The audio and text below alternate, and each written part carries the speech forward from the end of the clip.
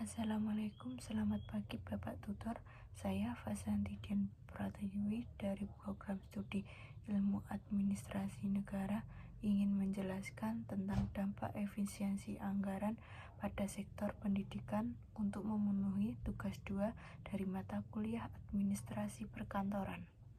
Efisiensi pada anggaran dapat berdampak positif dan juga negatif, tergantung pada penggunaannya. Dampak positifnya bisa menjadi lebih efisien, akuntabel, dan transparan yang dapat meningkatkan kualitas pendidikan secara menyeluruh. Selain dampak positif, juga ada dampak negatifnya yang cukup besar pada sektor pendidikan. Dampak negatif itu bisa berupa pengurangan akses pendidikan, bahkan sampai pemecatan pada guru honorer. Efisiensi pada anggaran dalam sektor pendidikan memiliki potensi untuk meningkatkan kualitas pendidikan agar menjadi lebih maju dan efisien. Apabila pemangkasan anggaran tidak tepat dan berdampak negatif pada kualitas pendidikan, hal itu dapat menimbulkan dampak negatif yang cukup besar bagi dunia pendidikan.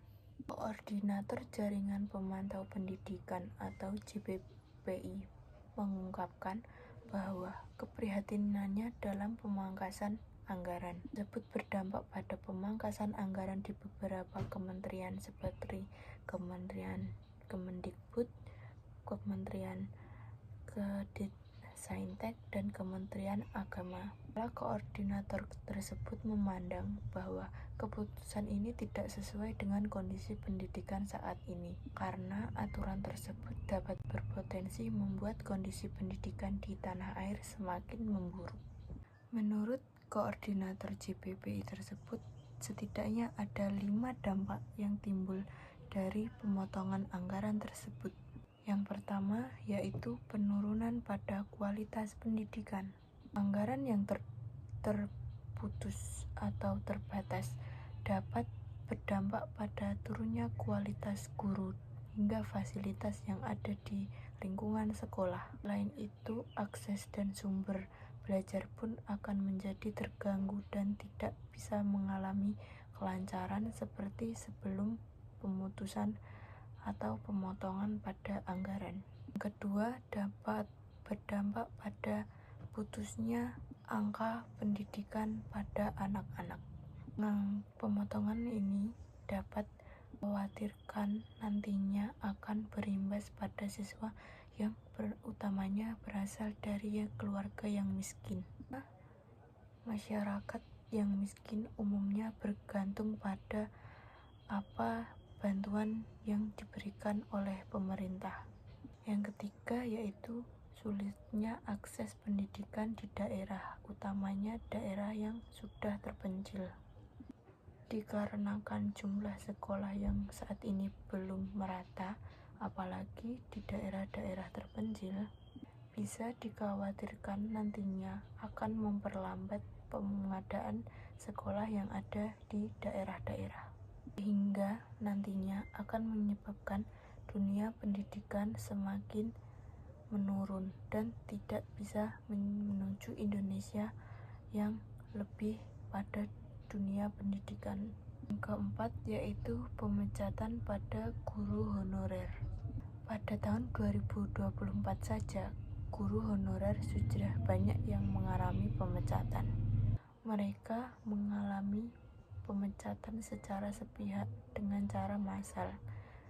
Jika pemotongan anggaran semakin banyak, ditakutkan nantinya tidak menutup kemungkinan pemecatan tersebut akan terulang kembali, bahkan dalam jumlah yang cukup banyak lagi. Kelima yaitu pemotongan pada ketimpangan dan dalam pendidikan. BPI juga mengkhawatirkan ketimpangan pendidikan antara siswa dari keluarga yang miskin dan dari keluarga yang kaya. Jika bantuan pendidikan bagi keluarga miskin berkurang, maka justru akan menimbulkan ketimpangan yang terlihat semakin jelas. Meski terdapat dampak negatif, pemotongan ini juga bisa berdampak positif.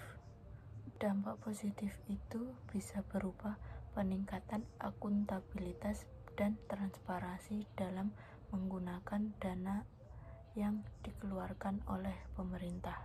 Sehingga efisiensi anggaran ini dapat mendorong pengawasan yang lebih ketat dan transparan dalam penggunaan di dunia pendidikan.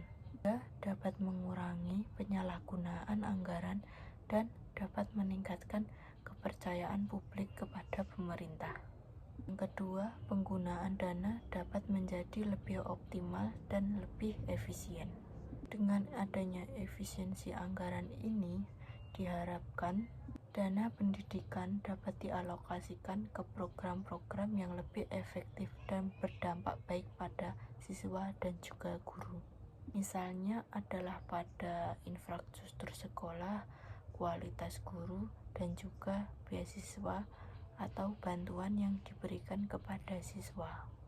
Serta dampak positif yang terakhir yaitu penguatan pada kualitas pendidikan.